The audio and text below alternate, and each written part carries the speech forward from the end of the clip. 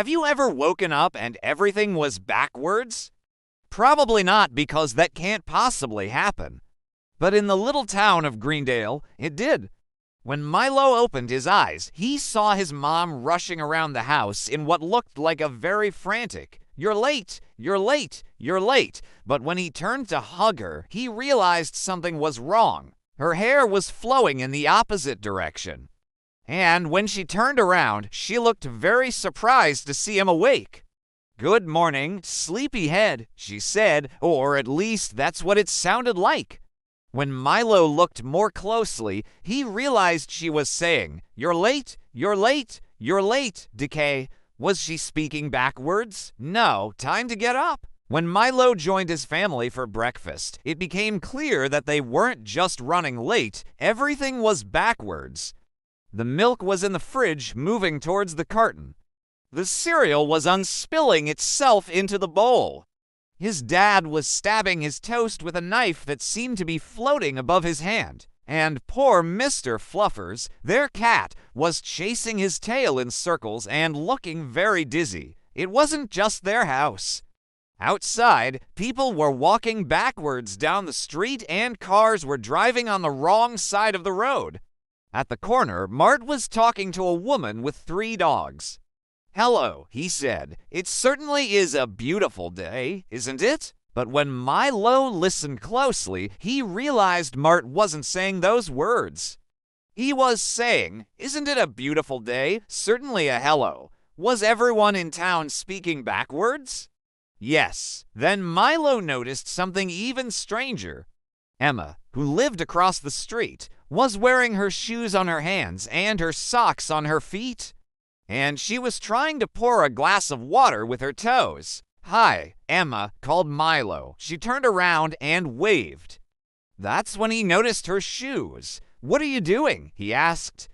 "Can't you see I'm making a peanut butter and jelly sandwich?" she replied, taking a bite out of a piece of bread. But she wasn't asking him a question. She was answering one. "You're having lunch for breakfast," said Milo. Emma nodded. "Is the sky blue?" "It is," said Milo. They kept answering and asking each other questions until it was time for school. On the walkover, Milo couldn't stop thinking about how everything was backwards. Then he remembered. Yesterday, while they were playing in the woods, Luna had found a strange nut that looked like a shiny gold coin. She put it in her pocket and then ran away giggling. Could that nut have something to do with this? If so, maybe she could reverse it back to normal. As soon as he got to class, Milo ran to Luna. "Did you find a nut yesterday?" he asked. "Why does everyone keep asking me that?" She replied, "Just checking," said Milo. He took a deep breath. "Do you remember this nut?" he asked. Luna's eyes lit up. "How did you know I had it? It's a reverse nut," she said. "And if we play reverse tag, the one who's it has to go backwards and tag someone who's going forwards, then we can make everything go forwards again." Just as Luna finished explaining, Mr. Williams entered the classroom.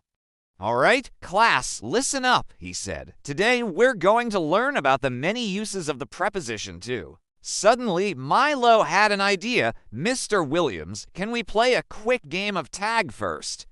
he asked. "All right," said Mr. Williams. "But hurry up, because we don't have all day." Luna started counting.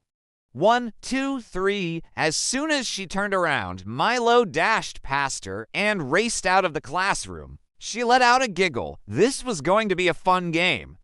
Then she turned to give chase, but as she ran, she began to panic. How could she tag anyone if she was going backwards? Just then, she spotted someone who wasn't running. It was Emma. She was sitting on the grass and using her toe to draw pictures in the dirt. "Emma," yelled Luna, "you're it?" Then she dashed forward and lunged for her friend's shoulder. But as she tagged her, she felt something strange. Her legs were suddenly going the other way. Had she been running backwards the whole time? Yes, and she had tagged someone going forwards. Panting, Luna looked around. Everyone was now going the right way. The cars, the people, even Mr. Fluffers. But when she looked at Milo, he was still wearing his hat backwards. "I like it better this way," he said with a smile.